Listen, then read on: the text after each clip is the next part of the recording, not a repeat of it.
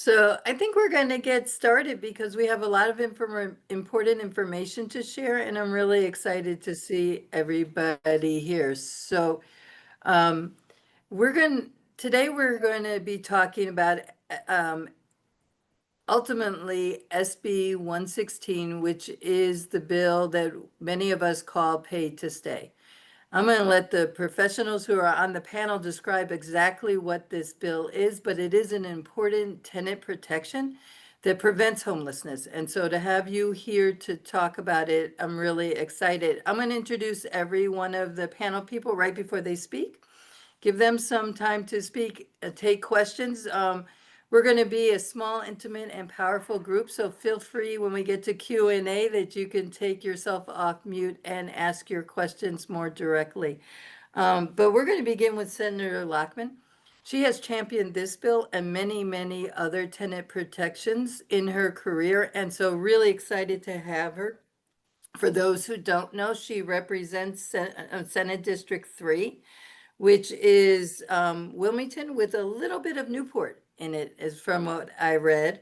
Raised in Wilmington and can definitely play the Delaware high school game since she graduated from Alexis DuPont High School, earns her BA from New York University, or MA in Urban Affairs, and in 2018 became only the second African American woman elected as the Delaware Senate and has served as the majority whip since then. But the way I know her is an incredible champion for tenant protections. The work she's done on right to representation, the work she just did last year on allowing us to shield eviction filings, all of which protect tenants and allow them to remain housed. So it is really a pleasure and a gift to have you, Senator Lockman, to introduce this bill, why it matters to you. So thank you. Thank you. And good afternoon, everyone. We can say that now. Oh, that's a nice little walk-on song, Josh. Um, so I will talk a little bit about how we ended up here and do my best to talk through some of the details. Hold on 1 second. Yes. Senator Lockman, we're going to try to mute Josh. Can Okay. you mute him, Sonia? There we go. Oh, no, there we go. There we All go. right, cool. Hello again.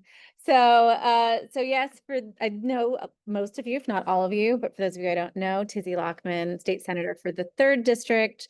So of course that's the state Senate seat that has the largest portion of the city of Wilmington, and spreads out to the county, a little bit to the south and west, Newport, a little bit of Route 13, and out Maryland Avenue to Newport, and um, some of our more struggling suburban communities as well. So the 3rd district is no stranger to struggle. And I think that is how I found myself in my almost 6 years as a state senator, getting pulled into the direction of working in housing policy, but specifically now looking at tenant protections, just because it is such a persistent and very loud drumbeat in this district, a really high need. And as we all know, that became really crystallized during the pandemic in particular. So kind of my priority as a legislator on economic opportunity really has morphed into that housing space. And so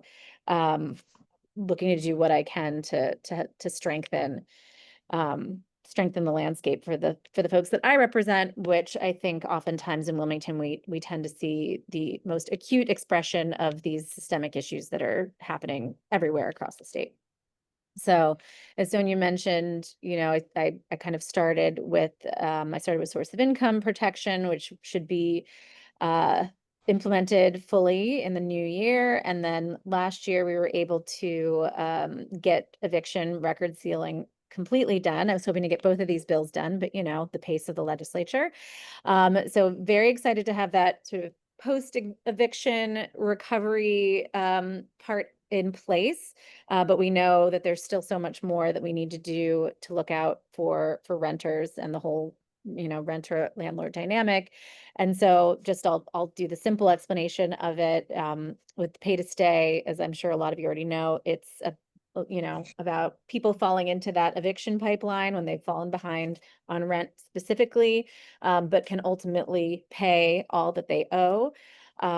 That, you know, that they can come out of that pipeline when they've done that. And so we're trying to avoid people falling into that displacement cycle, and that there is a fair and balanced process in place to protect that housing stability before people, you know, find themselves in that churn that can be so difficult to get out of. You know, and I think this is something that just it had come up in a series of policy conversations that I had had, and was really reinforced by constituent facing, you know, town halls that we were doing.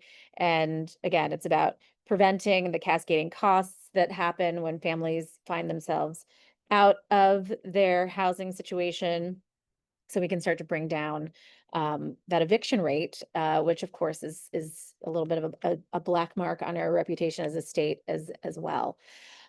We know that this housing stability is a public health and education issue. I consider myself primarily, in a lot of ways, someone focused on education policy. And so, you know, I always reference the ongoing debate. I don't even know if it's an ongoing debate that Rachel Stucker and I have had about which one is more important, education or housing in terms of stability. And I have yielded the win to her, and that I think once we get that housing stability, we'll be in a much better position for our young people and their families to be successful in our education system.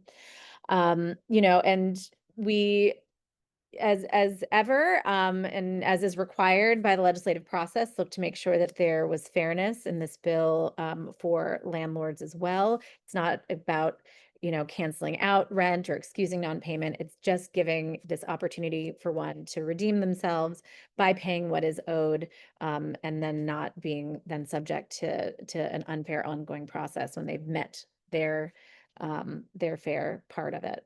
So I think that's got, you know, this opportunity for our tenants, but also protections on both sides. And so the hope is that this will work together with Senate Bill 115 to strengthen that continuum of, you know, keeping people out of becoming someone with an eviction on their record, but if and when that happens, that we can redeem that on someone's record, and then in turn be able to have this policy in place to keep them redeemed in that way. So that's my short and intro on what Senate Bill 116 is all about, to me, and feeling very optimistic about our ability to get this done this coming spring. Thank you. Thank you very much. Really appreciate you setting the scene for it and describing why this is so important to you. If anybody has any questions, feel free to come off mute for Senator Lockman before we continue with our other panelists. Anybody have any questions? Or you were so clear. I tried, but you know, happy to take questions at any point. And Jody, I'm sorry, I didn't mean to do that. If you want to just type, she doesn't have her microphone working. If you want to just type any questions, that's also fine as well. Didn't mean to exclude. So I'm going to turn us over to Tony, but there'll be many other opportunities for us to have questions and discussion as well as we continue. Tony is the senior attorney in the housing unit at Community Legal Aid Society, better known as Classy. He joined Classy after graduating from Temple Law School in 2018 and now provides free legal representation for low-income tenants in eviction matters and litigates housing discrimination complaints. So we feel very lucky to have you here, Tony, to go through the nuts and bolts of this and describe how this will work.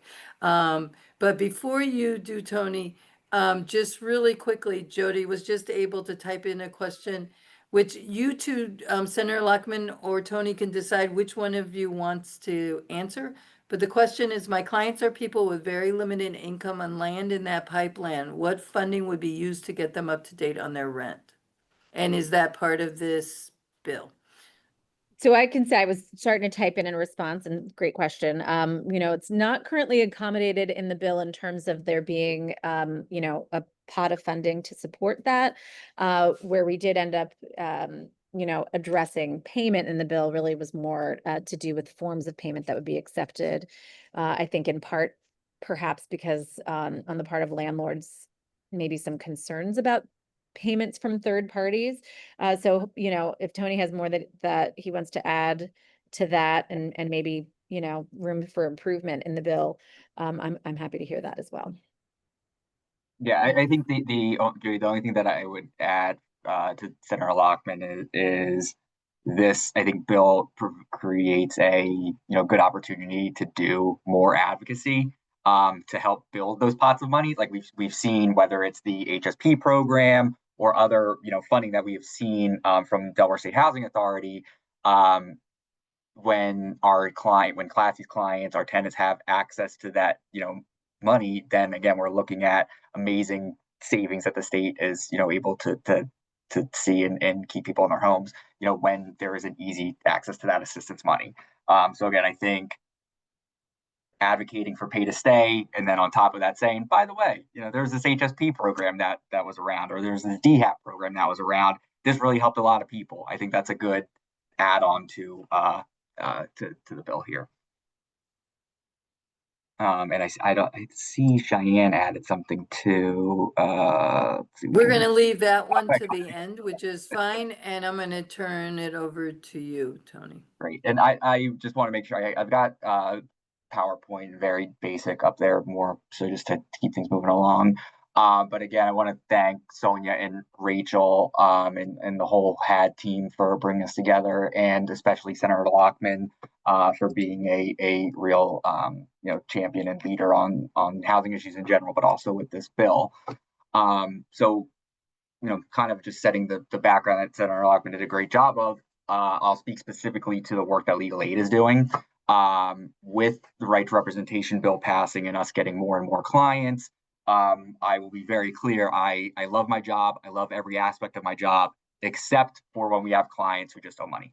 That is the most difficult case for us to handle because of the way that failure to pay rent cases are, currently operate in Delaware, where your landlord sends, your 5-day letter and you've got those 5 days to pay.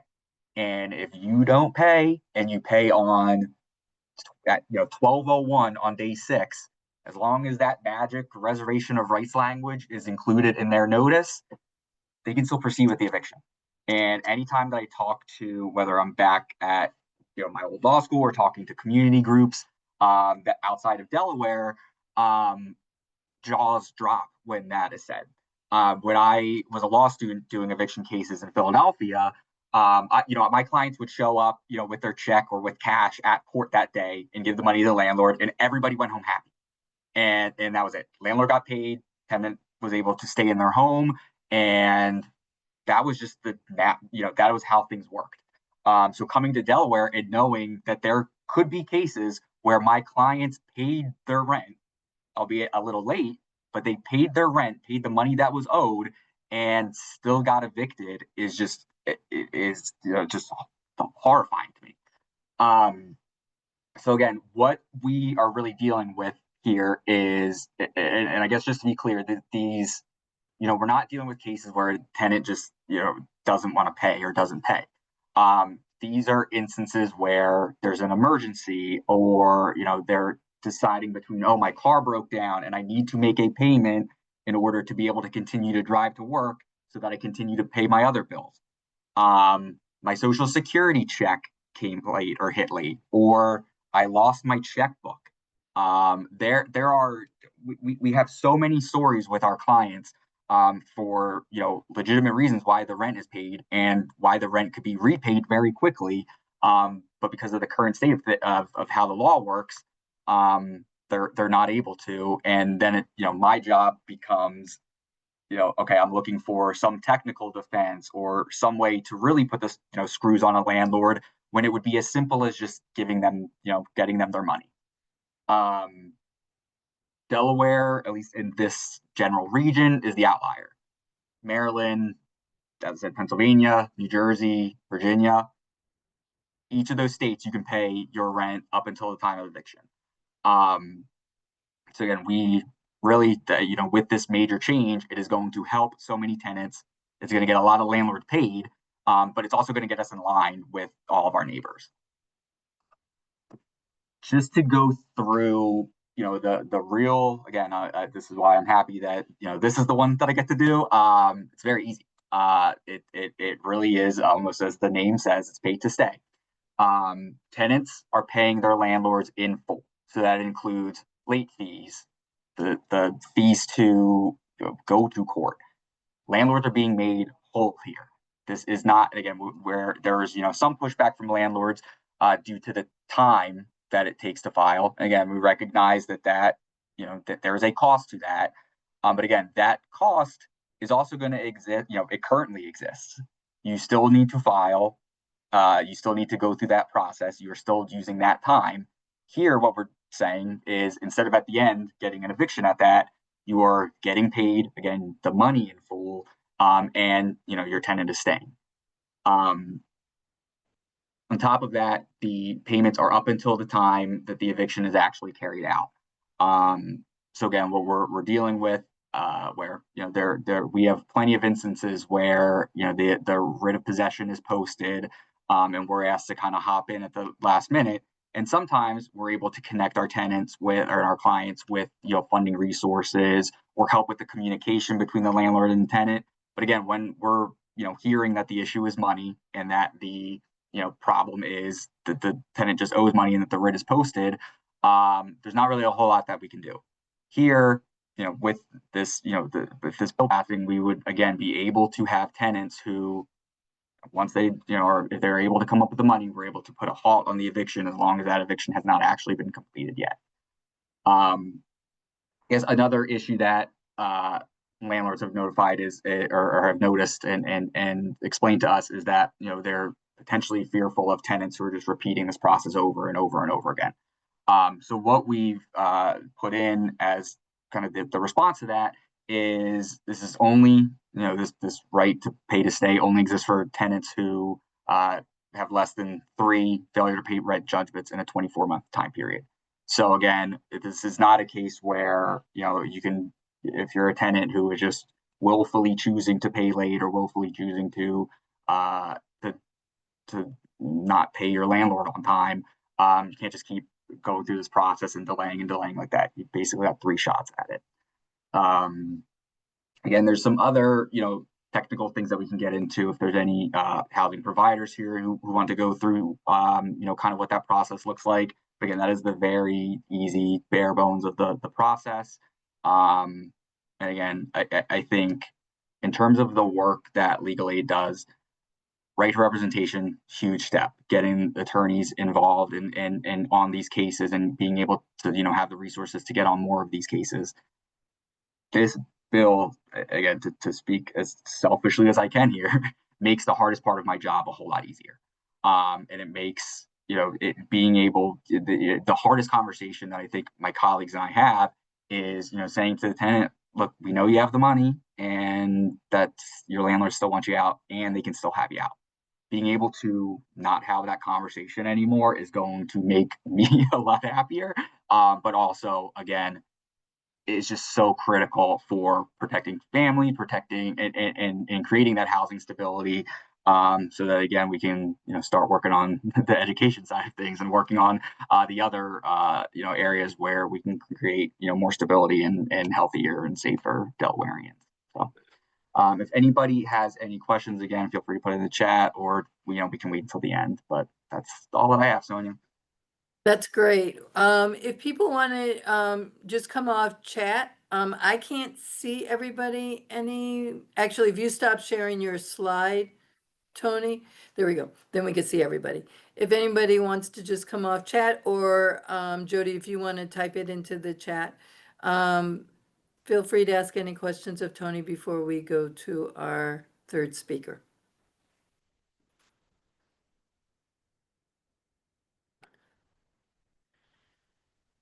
Can I ask a question? No, Cheyenne.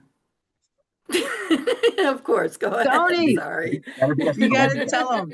Can you speak to like a little bit of what you're hearing from like clients as to what's causing them to fall behind on rent. Because it sounds like it's also really hard if, I know that if people are consistently falling behind, and I know the bill does cover that, but like, what are the things that you guys are like hearing when people come in? Even if it's just anecdotally, I'm sure there's probably not like data or whatever, but like, why are they falling behind? Like, what's the, like, we all know, but I want to hear it out loud. I think we all know, but I want to hear it out loud. Yeah, I think, Cheyenne, the one that I can probably speak to the most is just issues with employment, whether there's a lapse of I'm getting paid late or my hours got cut this time, or, something like that. I feel like we get a lot of employment related issues.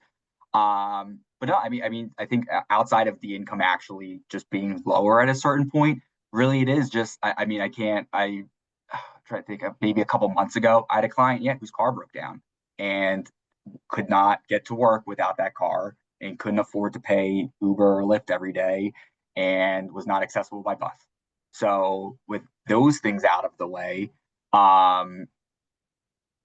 with those things not as options, you do have to choose between the rent and being able to get to my job so that I can pay the rent.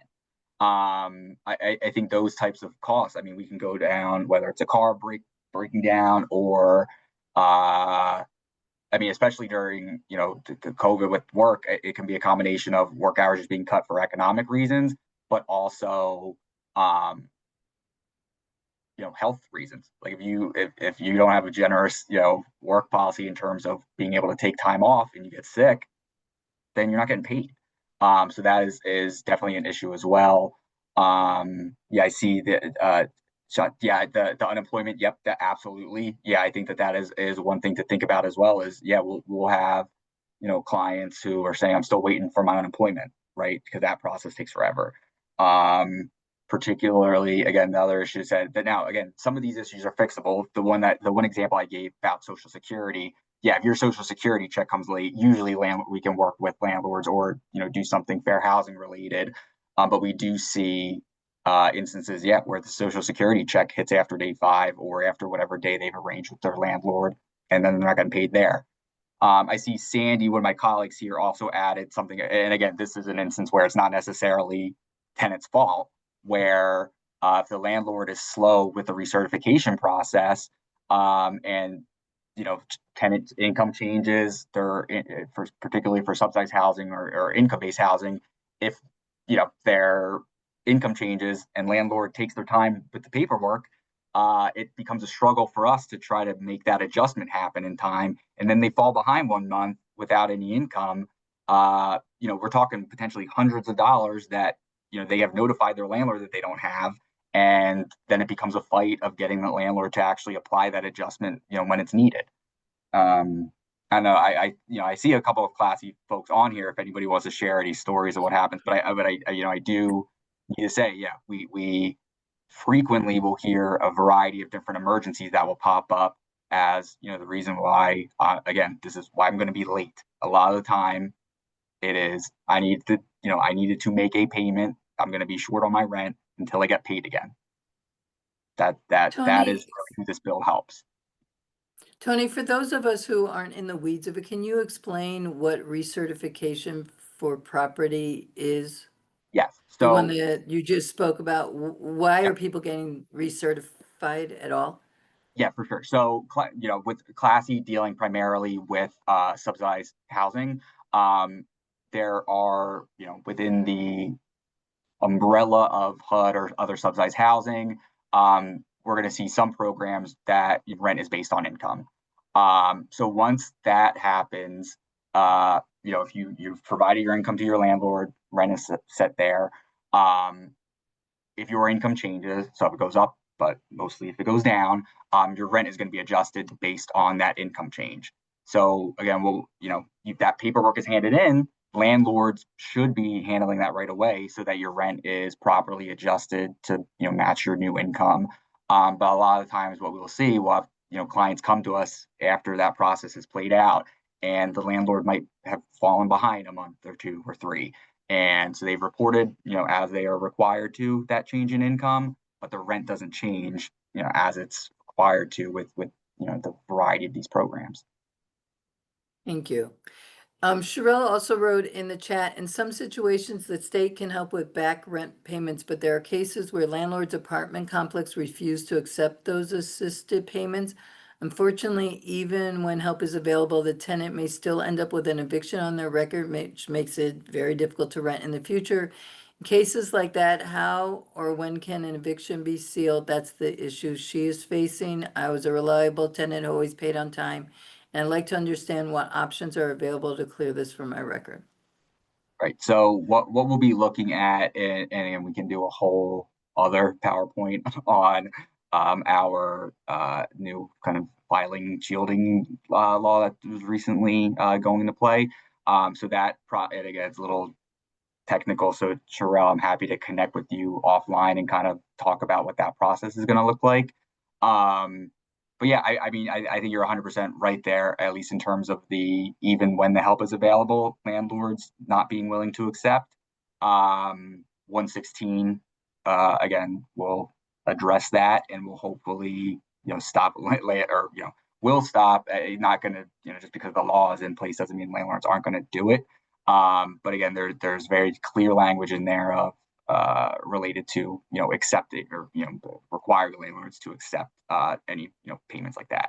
But you're 100% right that absolutely has happened in the past with our clients, where we have found an organization or an agency out there that has the money, has the check ready to go, and landlord just says, I'm not going to take it. That happens unfortunately very often.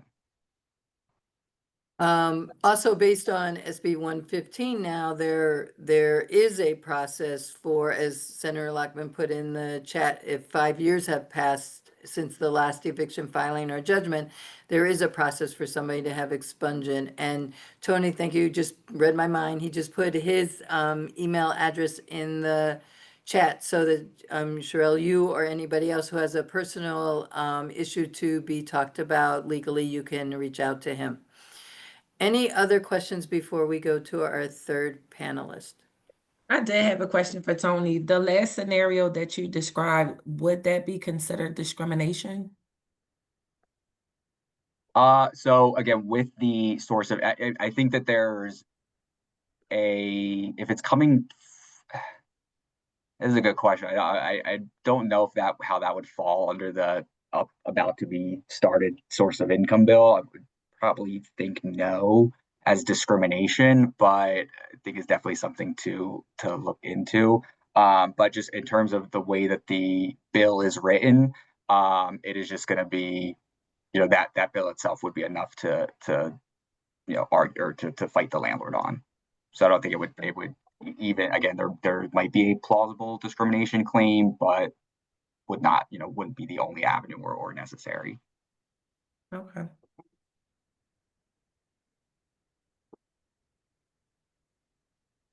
Great. Well, I want to introduce our next panelist. Etwa is originally from Philadelphia, but she's been in Delaware since 2007. So for not an insignificant amount of time.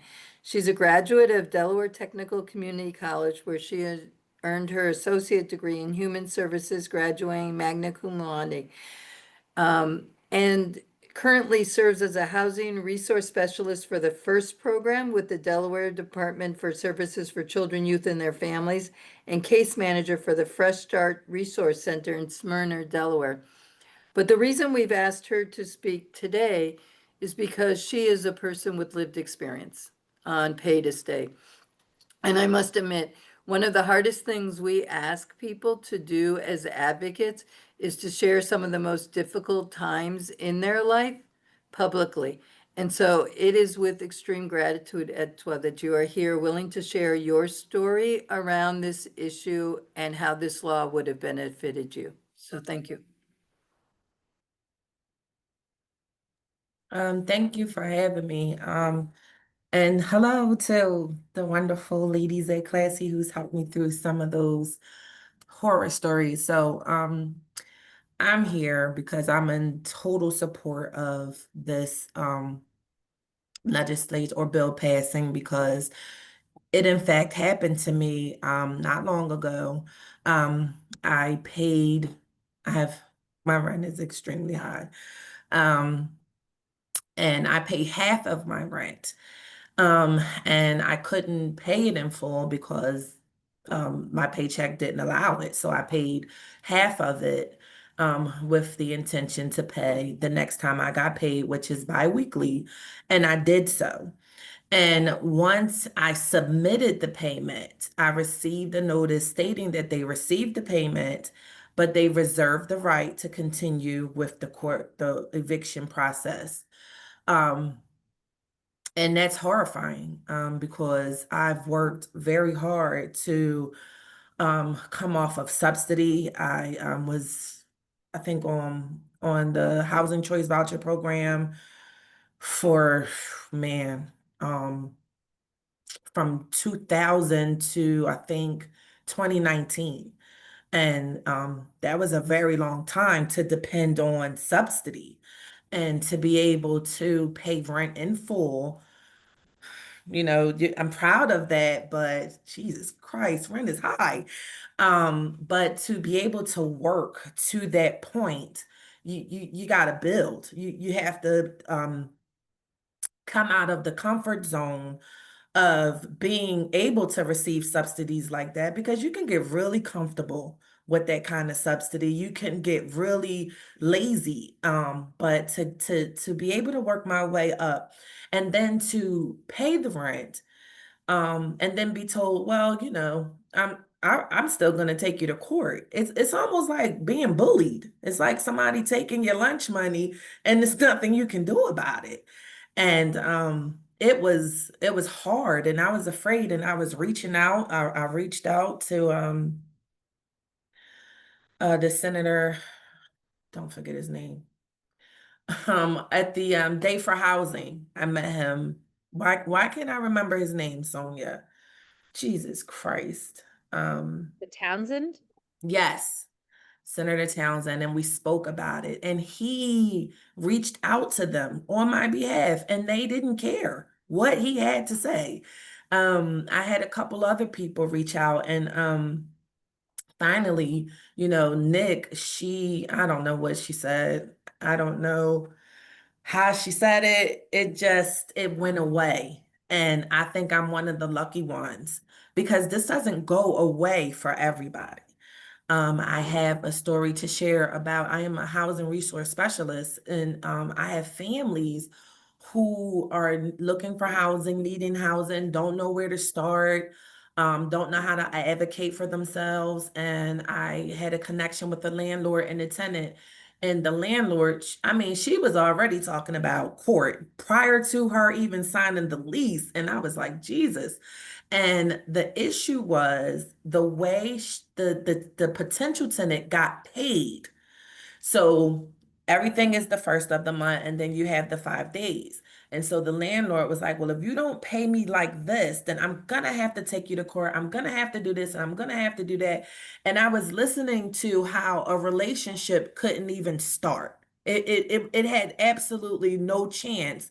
So I asked everybody to just hear me out. And I said to the landlord, you have the ability to allow her to pay you on the day that she gets paid. This is something that you have the ability to do. You can agree to it and you guys can build your relationship. You know what I mean? And she took that into consideration, and thank God she was able to move into the unit. I think that when it comes to landlords and tenants, that's a very, very, very important relationship because they act as if they don't have any wiggle room when they do. It's their home. It doesn't have to be the black and white. I know we have the tenant code and all, but you have the ability to work with your tenant, to get to know your tenant. And if they can pay you, let them. Let them, because it rips a family apart. If you do not have stable housing, how are you going to get to work? How are you going to keep your kids going to school? How are you going to maintain the life that you're building if you do not have a home? If you're back in the motels, if you're back, it's like the Chitlin circuit. You're back calling all of these places, no shelter space, no this, no that.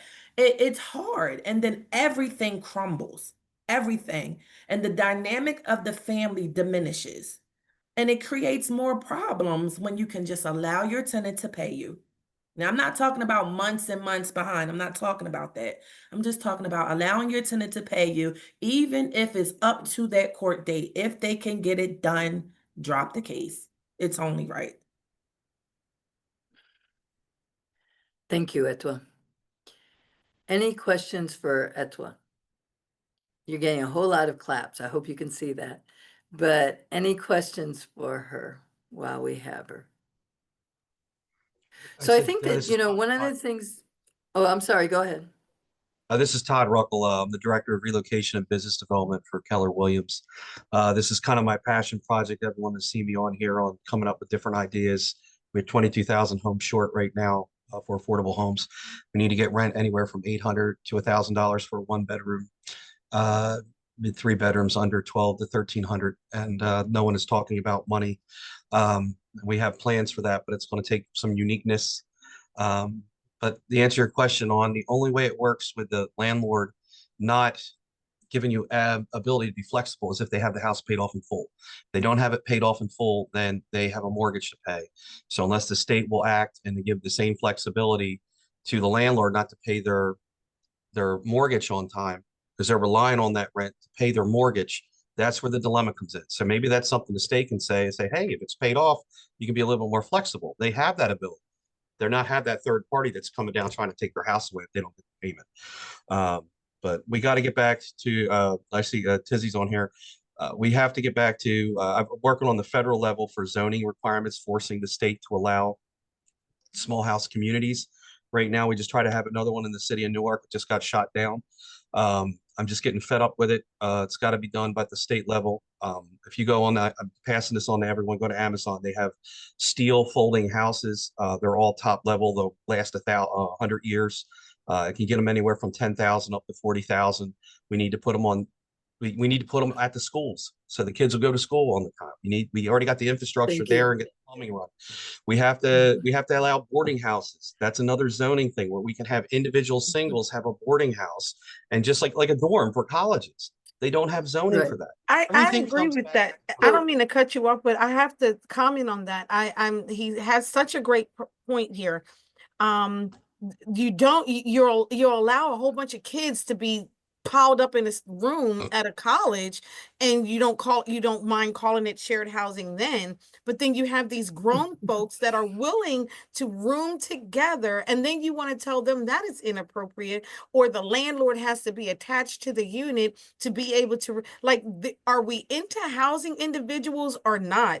It really I mean, I can't even understand or begin to understand the thinking of why are you trying to interact and tell and dictate to somebody how they are able to live? If I get another woman and that's my partner, I'm okay with, you guys are okay with that. If I get another man and you're okay, and he's my partner, you're okay with that. But you're not okay with me renting with Etoile and with Sonia, because why?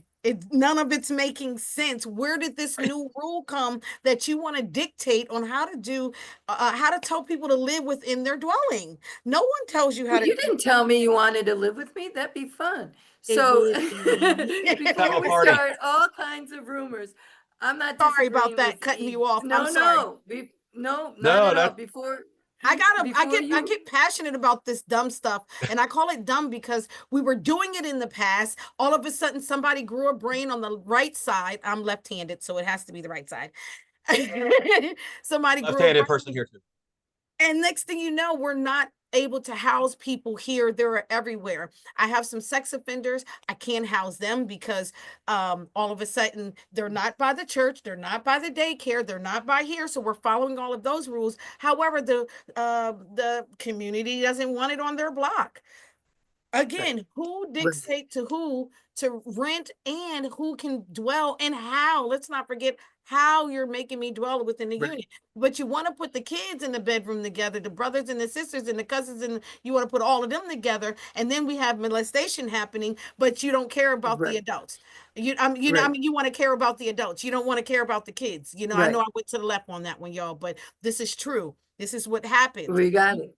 We got it. So you're both right, and zoning's not an accident, and it's not dumb. It was done historically on purpose, and that's a whole nother webinar, and we can get into that and would love to get into it. But there is a lot of zoning reforms that need to happen to counter the assault on people who are poor, assault on Black and brown families that came with zoning consciously. But Yes. I want to hold that off for a second because Etwa's story is too important to change the topic. Mhm. And I don't want to do that to her. I don't know if there's any other questions for her. But I actually have one for you, Etwa. And it's not, it's a curiosity question. It's definitely not a blame the victim question.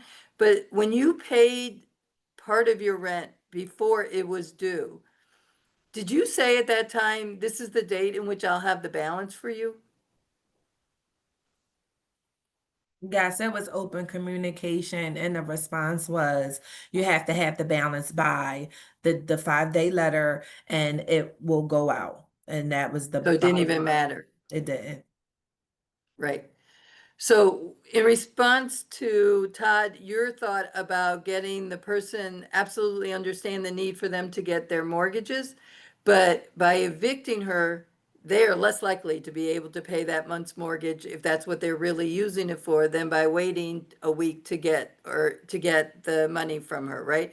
So yes, there's an issue for the policy as a whole, but I'm just want to reflect on this one case because that's what we asked Etwa to speak about. In her case, right, it's not about paying the mortgage. It's about having the flexibility to see tenants as people who sometimes need support, just like those of us who are homeowners sometimes need support. Right, that's where I was Other saying the question, bank would have to step in. The bank, if we can do the same thing to the bank, then everybody wins. It's a win-win for all parties. And you got to, we can't have one side, you got to have both winning. right? Any other questions for Etwa? I do, Todd. My goal is to become a homeowner. So That's what I do. my question is, um, so as a tenant, we'll get a 5-day late letter. What's the process for a homeowner when they're late on a mortgage? They have, typically they have 15 days and then they're assessed a 5% penalty. Then they can go up to 90 days and that's when they start the eviction process. Not eviction, foreclosure process. And the bank will only take, it's just the same way. You can't make a partial payment. If you make a partial payment, it doesn't matter. You got to get 100% caught up on all the fees or it continues down the same course of action, just like it is with a landlord evicting somebody that's not paying 100% and getting 100% caught up. So if they pay that, the balance by the 15 days, does the process continue? Starts over. It's all back to normal. As long as they're 100% paid up by the 15th, it's not even that. It's the 15th. They pay it in full. They're not getting a late fee. They're giving them a Right. grace period. You have a landlord gets 5 days, a homeowner gets 15. So that's kind of how it works. But I was But that's a good point. Oh, I was sorry. gonna add to That's that a, to Todd. Sorry, Sonia. go ahead. No, go ahead, please finish. I was just going to say that is a differential that we should be talking about when we're doing education about this bill, right? Why is it that homeowners get a longer time to pay in full with no penalty whatsoever than tenants get? That's a good Yeah. differential. Clarity. Go It's ahead, 15 Senator Lockman. Sorry, it's 15 days without a penalty if you Mhm. you know, get everything caught up, but it's 90 days, right? I mean, in terms of the Mhm. actual foreclosure process, it is much more. I mean, it may not feel like grace when you're deeply underwater, but comparatively, quite a bit Mhm. more grace. That's what I was gonna say. I also, when I hurt my ankle a couple months ago, had to wait for the insurance check to come. So it was a couple months, going in and well, they wanted me to do the deferment, which was another opportunity, another option for me. However, I couldn't completely understand the whole process. I just told them they just wait, and they were patient enough, but it wasn't like they stopped the process of the foreclosure letters, which would be equivalent to the 5-day letter. you know, those things. And I had to pretty much walk them through. They didn't ask for any proof that I was hurt, but I had to pretty much walk them through each time each month came. And they wouldn't even allow me to make a partial payment. I can't Right. make I can't, Right. my mortgage is Right. $1,100. I can't make They'll a send it back. $700. They will send it back to you if you try to do Yes, partial. I can't even put it in Right. unless it's Right. for And principal. And the other Right. thing you got to talk about the difference between homeowners and renters is once that homeowner is late, their credit score drops 100 points and they will not be able to get anything else for the next year. Whereas a lot of tenants, that's not even reported on your credit. So that's the big difference between homeowners and tenants is one screw up as a homeowner, you literally lose 100 points. The next one drops it down. So if you're at a 640, you need a 640 even as a renter right now. If you don't have that, then you're knocked down to a 540. You are ineligible to do anything at that point as a uncreditworthy person. So Now, that's the difference. the people that So really I get want to the go break is back the to, bank. They're the ones that really get the break because they always get the bailout every couple of years. You know what I'm saying? Like, oh, all these people, we had this COVID crisis, we had whatever crisis, Jesus came, didn't leave enough money. It's another crisis, you know, and then the banks are the ones that get bailed out. And so you have the middle people, which are the tenants slash homeowners, because they're still in that little bubble together, whether, you know, whether or not one is receiving funds from the other one to carry on. But the banks are getting bailed out, but the landlords are not getting bailed out. As a Right. homeowner, I barely can get any help, you know. Right. Like I said, my ankle was messed up. I tried to, you know, reach out.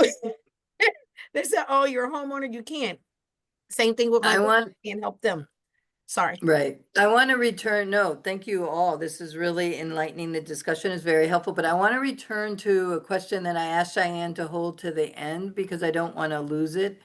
This bill is really important. It did come, I am really glad to see hear that Senator Lockman is positive, because there was some critique of it last year. So happy to see that work has been done to make it a positive outlook. But I really want to ask you, Senator Lockman, what can we do as advocates that would be of help for you to get this across the finish line? Sure. Thank you for the question. And so the status of the bill currently is that we were able to hear it in committee alongside Senate Bill 115, eviction shielding, and it was signed out of committee. So it is on the ready list. It is ready to be brought to the floor and be voted upon, which is great news. Now, that doesn't mean that there's not going to be some more pushing to modify the bill. That happens throughout its life until the governor signs it, right? So I'm sure there'll be some more once it's you know, put on the schedule or something. We could definitely see some revival of that conversation. And I will of course reach out to the stakeholders before that even happens. But it's still in a good position to start to advance again in the new session year. Um, you know, I think that means that like our housing committee has already considered the bill. And so now we're looking at the broader Senate community. So to make sure they know what's going on. And if you look at the bill on the legislative website, you can see that Representative Lambert and I are very lonely on there as the prime sponsors, leading the bill in each of our respective chambers. So I think a good starting point is if you reach out to your senator and ask them to sponsor the bill, explain why you think that they should sponsor the bill. So that sort of can just help you get a sense and hopefully get a response as to that senator's disposition on the bill, which in turn can be helpful to me. If you hear something that's a big red flag, I may need to know about it. Sometimes we're the last ones to know, even from our own colleagues. But you know, as we get closer to session, I will begin to revisit where people are at on the bill and have a better sense of the whip count. As legislators, we can be a bit like goldfish and completely forget everything that was in front of us at the last session and have to start learning it all over again. So I don't have a whip count that I would say is at all accurate at this time. But I think all of my caucus colleagues who are in committee, obviously, were supportive of the bill, so you can count them. But I would say maybe encourage them now that they signed it out of committee, like, hey, why don't you agree to be a sponsor? And so as we start having people agree to do that or not, that starts to give you a better sense of whether people are having misgivings or not. But I think this conversation is really helpful to me. I think being able to kind of talk about the relative grace, even between homeowners or landlord homeowners and tenants, will be an interesting one to bring up, I think, in caucus conversations and on the floor. So thanks all for that. That'll help us frame this, I think, in a constructive way that just shows it as the natural next piece of our tenant protection strengthening that's so relevant in this moment. Thank you. So for those of you who don't know, you can see who has sponsored a bill by going onto Delaware General Assembly's website. And I will send, and right now there are no sponsors. I understand that, but not, it might be updated. And so people should check to make sure if there's new sponsors that come on.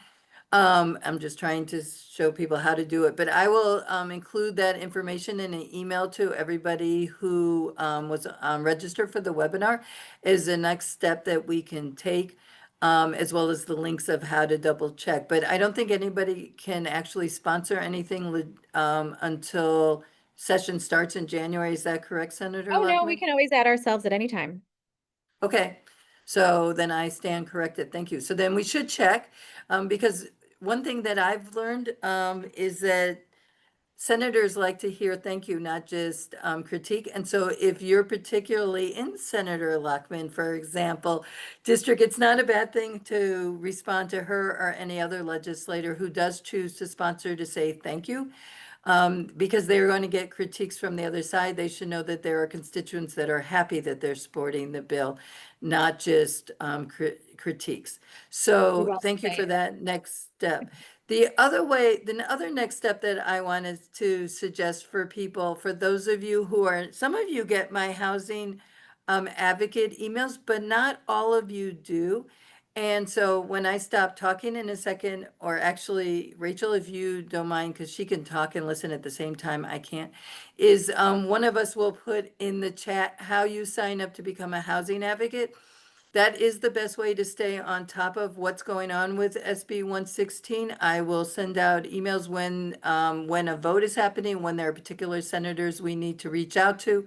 And when it moves out of the Senate into the House, when it's going to be, we're going to need to testify in front of the House Committee. So there are a lot of steps between here and there. And if you are one of my housing advocates, I can get you that information. Any other questions that people have before we close out this webinar? I do have one more question. Go for it. And it's Go for ahead. Tony and Senator Lockman. So, all right, Sonia, don't be mad. She said Okay. stick to the script, but I do have a question.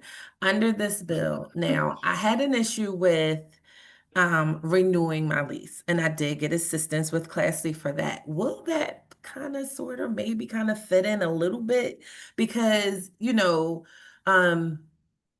lease not being renewed for just absolutely no reason whatsoever, just because I just don't feel like it. That's crazy. Yes, my answer is yes, you are right. Yes. And that absolutely should be something that we should be looking to address. I don't know if this bill is the time, place to do it, but yes, you are describing a major problem of Yeah. Absolutely, amen. And I mean, that would be just cause eviction policy, correct? I'm Mhm. looking at Rachel and Sonia to confirm that I'm Mhm. right Mhm. on that. And I know that there have been conversations about that being a component of a rent stabilization bill, or could it be a standalone bill, is something Mhm. I've been interested in exploring. We'll see how the conversation evolves heading into the spring, but it's on my list as something that I would like to advance. Now, when I brought that up on a list of agenda items, for example, the housing providers, in the past, it was made clear how difficult of a road we have ahead of ourselves on a just cause eviction bill, but that doesn't mean we don't do it, right? So, stay tuned, I guess, in other words, stay tuned. Fantastic. So I want to take this opportunity to thank all three of you, not only for what you did in this hour, but what you do every day, all day throughout your careers, throughout your choice of careers, throughout what you do to help individuals and help our state become a more just state. I learned a lot about paid to stay, and I found the discussion really enlightening and helpful. So thank you to Senator Lockman, to Tony, to Etwa for all that you do and did today.